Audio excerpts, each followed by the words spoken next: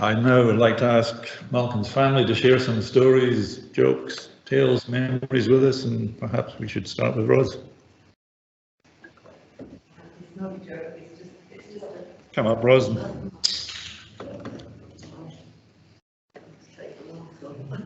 It's not a story.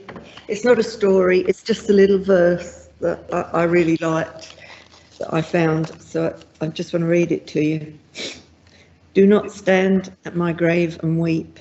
I am not there. I do not sleep. I am 1,000 winds that blow. I am the diamond glints in snow. I am the sun on ripened grain.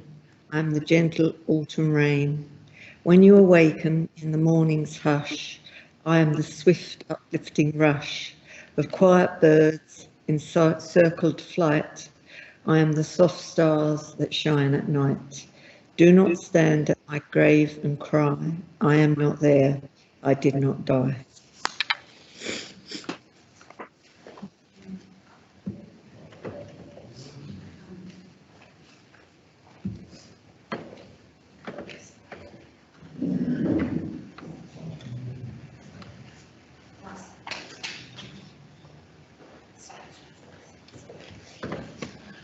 We're now going to have a slideshow of Malcolm's life or parts thereof and a musical tribute.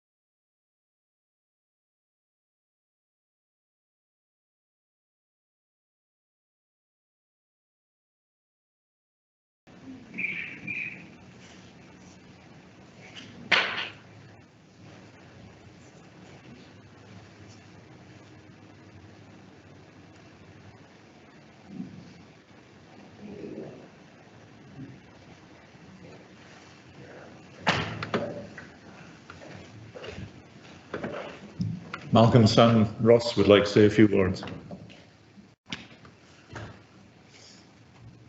G'day guys, welcome and thanks so much for coming. Love to all and deepest condolences from my family who were unable to make it today for various reasons. Just a few words to remember my dad, or facts, as I lovingly called him. He was a great dad and a great man who was larger than life.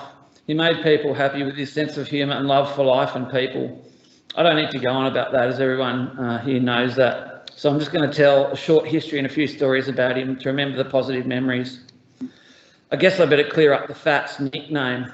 I was a late developer, vertically challenged, shall we say. I guess I still am.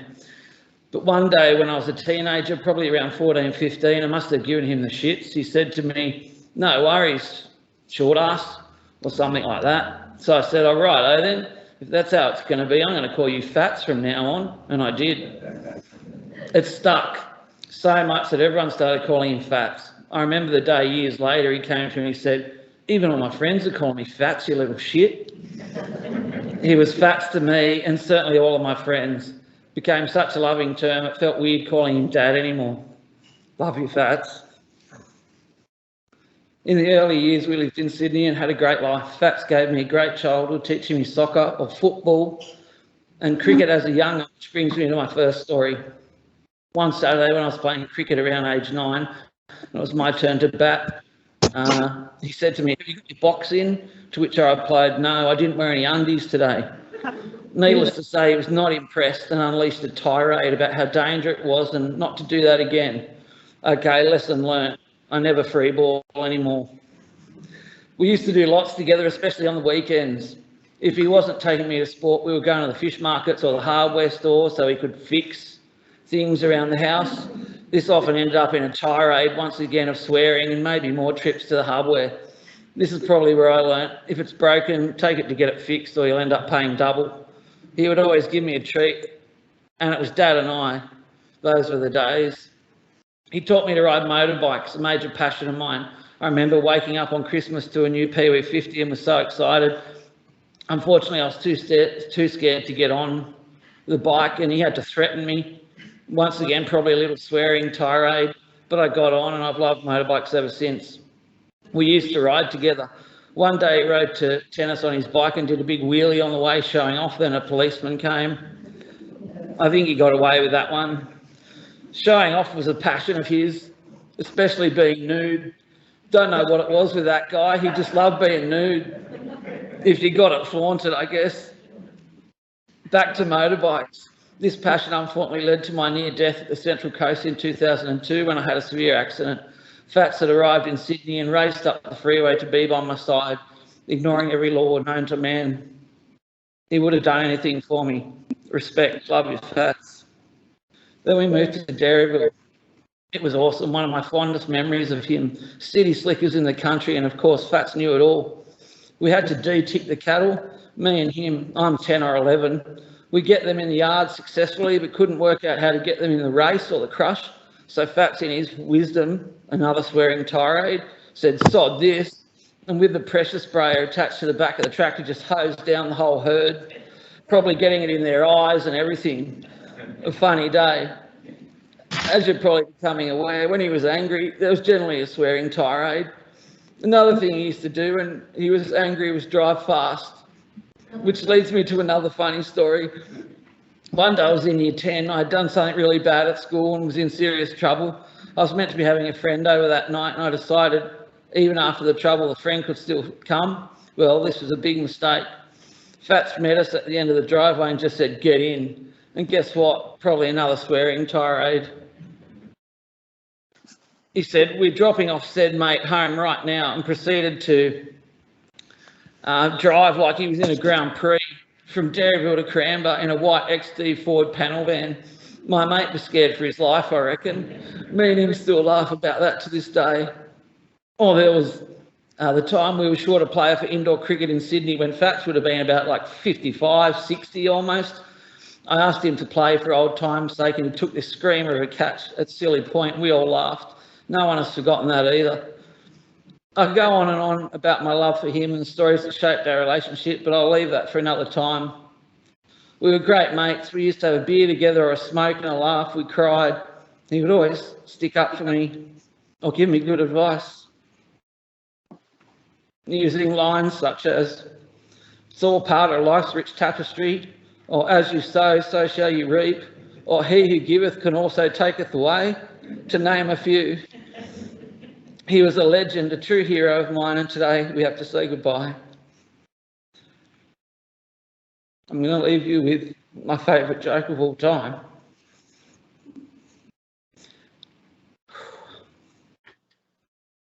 He used to tell it when I was around 5. and it's always stuck with me. And there's a swear word in the punchline, which I apologise for. So the kids are in the classroom, and the teacher said, I want one of you to tell me a story and tell me the moral to the story. So, and little Johnny's at the back with his hand up, and of course she's going, Christ, no, I can't go to Johnny. Goes to Jane up the front, says, okay, Jane, what's your story? She said, we live on a farm, and all these eggs, chickens that lay eggs or whatever, and we were waiting for them to hatch. And like there were 4 eggs, but only 2 hatched. And she said, oh, that's great, Jane, what's the moral to the story? She said, don't count your chickens before they hatch. So she wanted to go to another one, no one else had him, and she finally goes to Johnny. Goes, righto, Johnny, what's your story? He goes, my Uncle Jock was in the war and he got left in a rabbit hole. His whole battalion were gone, and all he had on him was a hip flask of vodka, 20 rounds and a bayonet. And this other squadron came over the hill. Uncle Jock, he knew what to do. He just drank the whole thing of vodka, shot down, used his 20 rounds, shot and bayoneted the rest of them, and got away with it to this day and told the story. And she goes, that's great, Johnny, what's the moral to the story? And he goes, don't fuck with Uncle Jock when he's on the piss.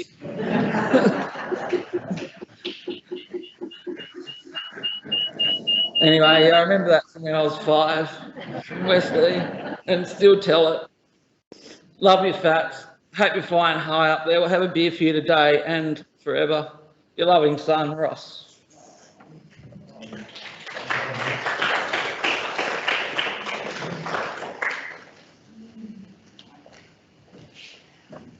Well, that's a bit of a hard act to follow.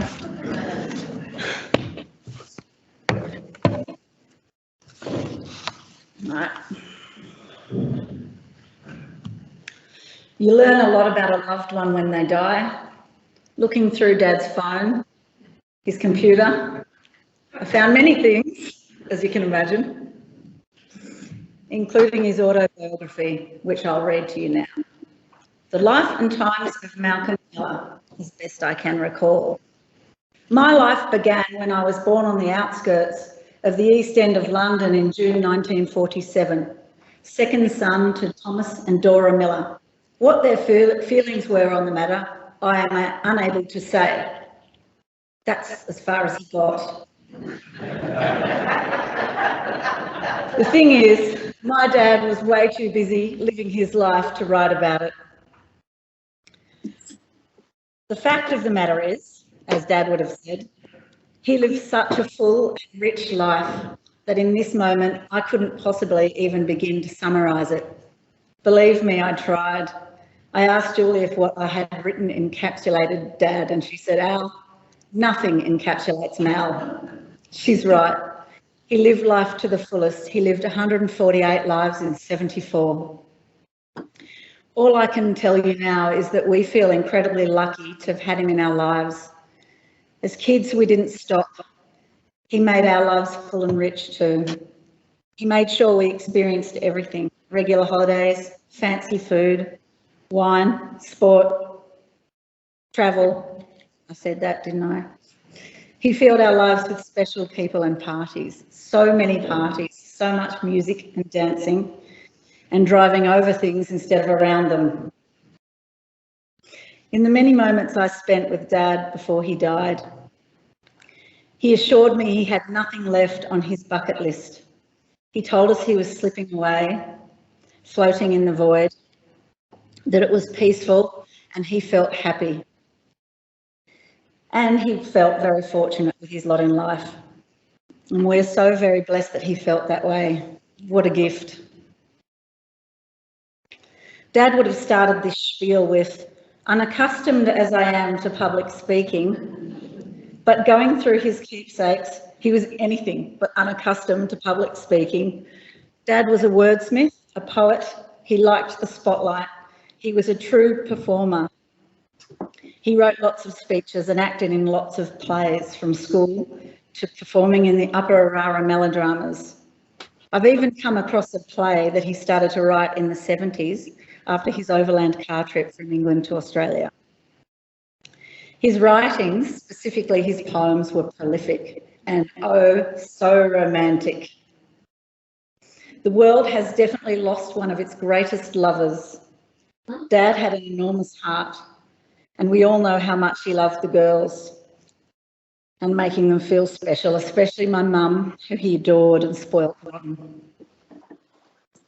Surprisingly, he was a feminist. And watch out, girls, he swore blind he's coming back a lesbian. Dad had more passion and love for life and all the things in it than anyone else I've ever met, except for all the tossers that can't drive. He had so much love for all of you, his family and friends, and he told us all regularly. Dad and I were close. He was my rock, my guru, my mentor. He was my phone a friend. So today I'd like to share 5 things he taught me. Number 1, what goes around comes around. Generous to a fault. Whatever he had was everyone else's, or it wasn't worth having at all. And it certainly is no good to you when you're dead. Number 2, it's not what we have in life that matters, it's who we have in life. Dad always talked about how rich he was to have all of us in his life. He loved his family and friends without reserve, and we loved him back. Number 3, everything will be all right. The eternal optimist, all the cliches. You already heard some from Ross earlier, but I remember, don't sweat the small stuff, kid. Such is life. Keep the faith. Life's short and you only get one. Life is for living.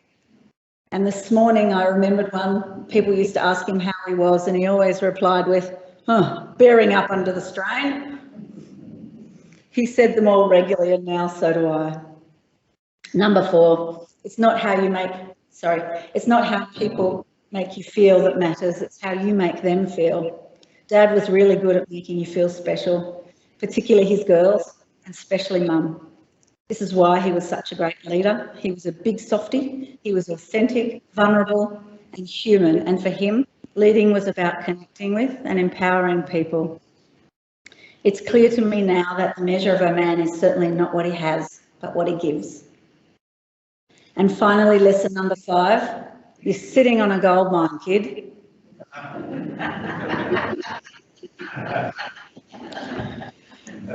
With Dad's passing, I hope you'll take something from the lessons of his life, well, apart from the 5th one. I hope you'll always remember and continue to feel his love, and remember to tell your people that you love them every day. That will be Mal's ripple effect. Now, I really can't let this opportunity pass to play a song from my many and colourful childhood memories. A moment I won't forget, and one that always makes me laugh. We were out for a Chinese with the Joneses, a Friday night chinky, as Dad called it. Us kids always sat on our own table and ordered our own food. Ross, 6 or 7 years old, burst into this song, which Dad had on high rotation.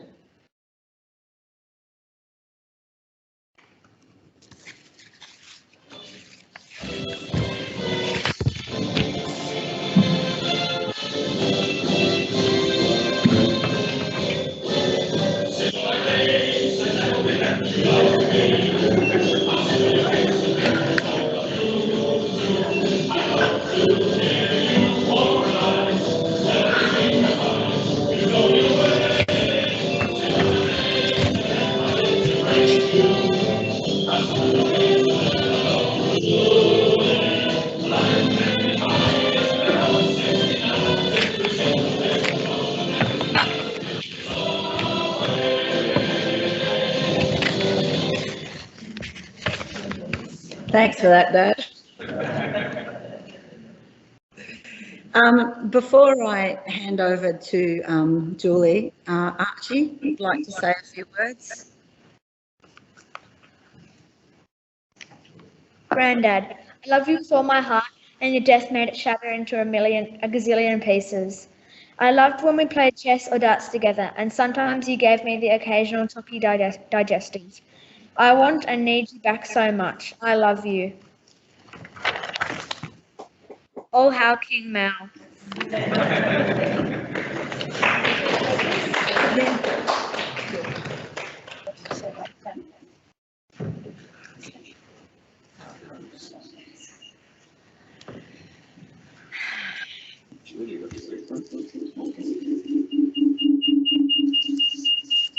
Okay, so I don't trust myself to write something for Mal, not when we've found his book of writings.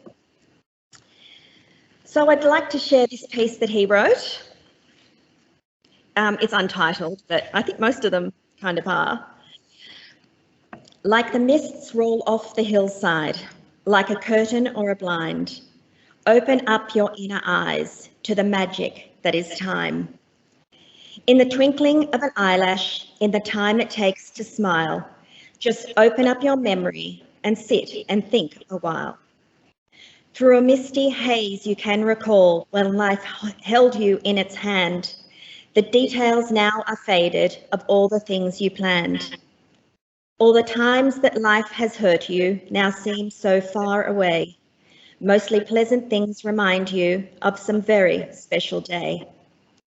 The little girl that now has grown, the puppy you loved so dear, tender through your mind again, they magically appear. Of buildings old and buildings new, a memory fading fast, of fields of green and honeydew, in seconds they are past. Of all the world's creations, majestic and sublime, there stands just one real miracle, and that, my friends, is time.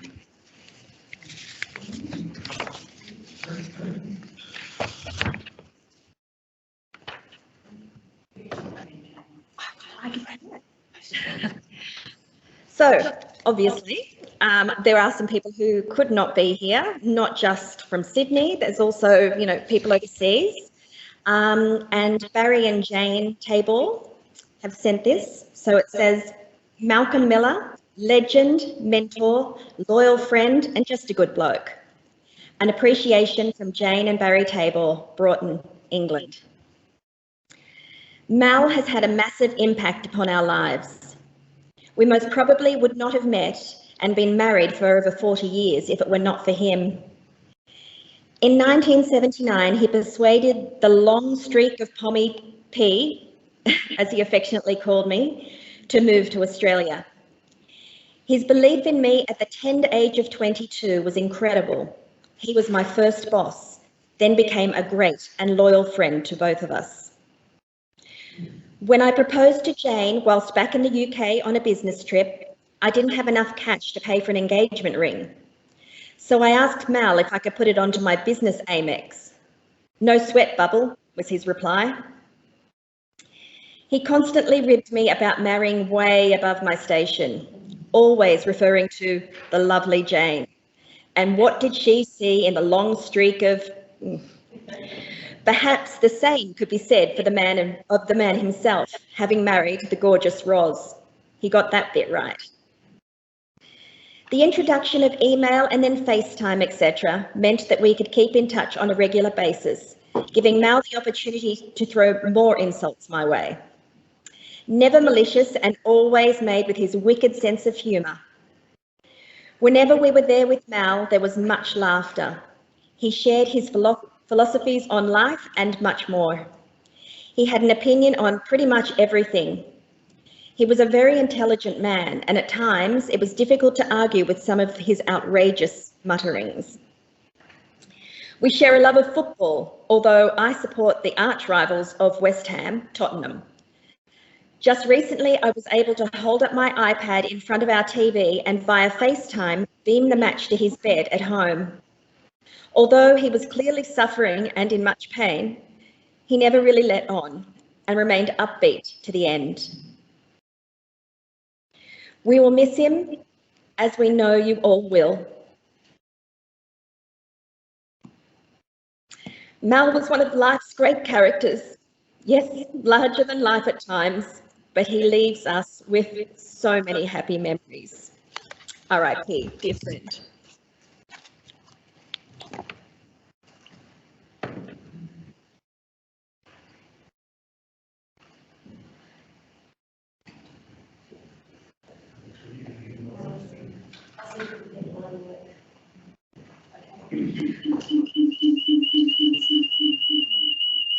All right, we've got Roy Jones. Can you hear us, Roy, and can you speak? Can we hear you? I can hear you. Can you hear me?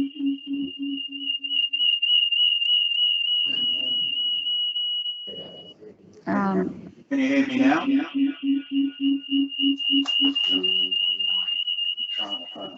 hang on a sec. Just give me a sec. I'll just get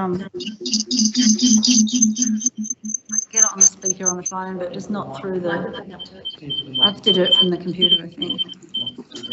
Alex, can you hear me now? Yeah. You can hear me? Yes. It's faint. You'll have to speak up.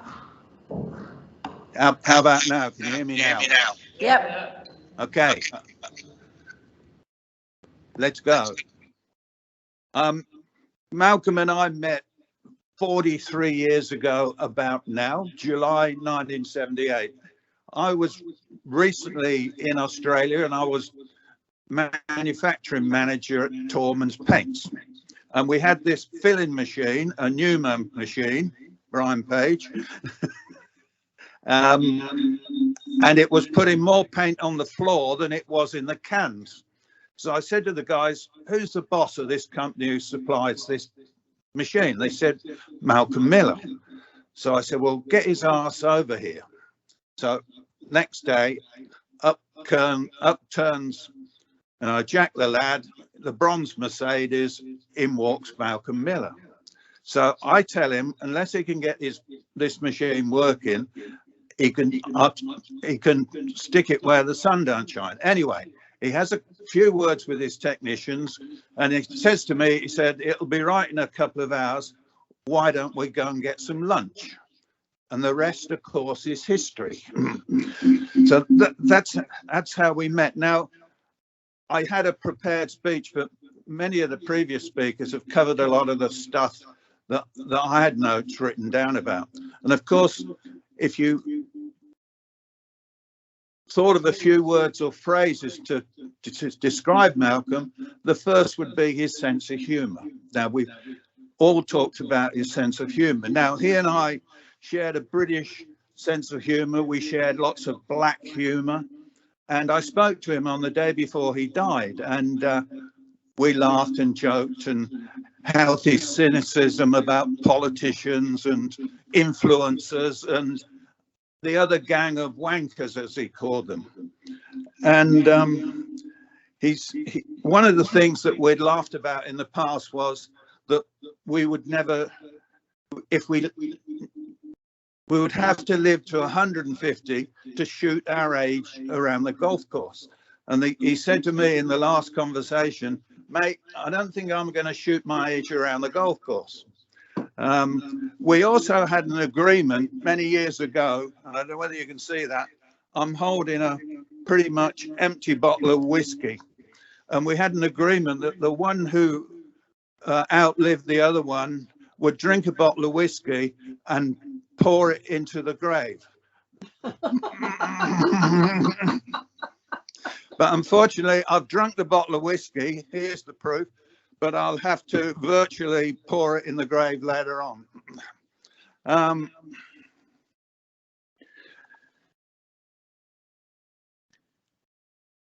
What else? So the other words I thought of, and they've been mentioned before. He was smart. He was erudite. He was brilliant at crosswords. He wrote poetry, and I featured a couple of times in some of the poetry, some of the things that he wrote. He was thoughtful. We had many discussions about politics and the big issues that impact in the world. He liked a good discussion. He and Jen often clashed on the pros and cons of marijuana use, for example, as well as the merits of a good education. And he could argue that white was black or black was white, and he loved nothing better than taking on people in an argument and a discussion. He was a risk taker. You know, he moved the family to Coffs Harbour 30 odd years ago. No, the business was still in Sydney. It was a brave move. We'd talked about this dream he had of a middle-class commune that we'd all live together somewhere in the bush and so on and so forth. So he was a risk taker. And an example of that is many years ago, when we first met, probably in the early 80s, the Miller family and the Jones family went to Tuma to spend a long weekend in a property that was owned by a friend of the Millers. And one evening, Mal and I decided we would go for a gentle horse ride. I mean, I'd had a few lessons. I don't think he'd ever ridden a horse in his life. He said, God, look over there, there's a mob of kangaroos. Let's round them up. You go that way, I'll go this way, and we'll round them up. So I said, okay. I set off at a sedate canter. He was all legs, arms, flailing this horse into a dead gallop. And a few seconds later, I heard, whoa, whoa, whoa, you bastard. There he was, lying on his back, being tugged along with his foot in the stirrup. No, typical comedy cowboy act. Thankfully, the stirrup leather broke, or we wouldn't be here today. And he, yeah, we would have been here.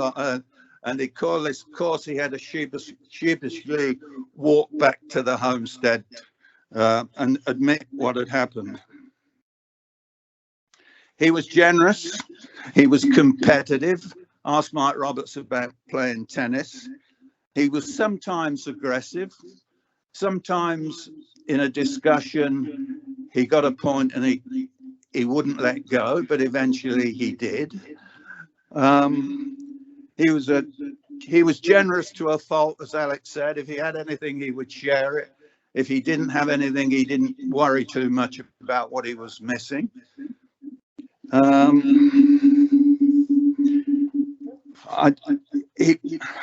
Those 2 bottles of wine he left, I really hope you don't go too mad on them tonight. But under the veneer of his humour and his argumentative was a deeply caring man.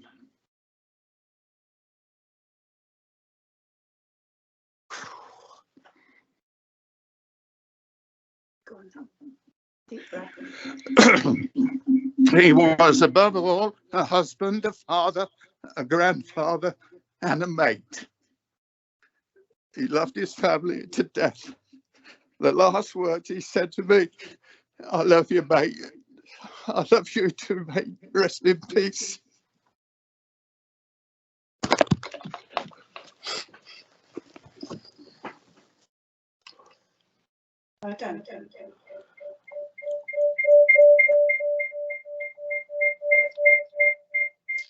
I should take it to the phone.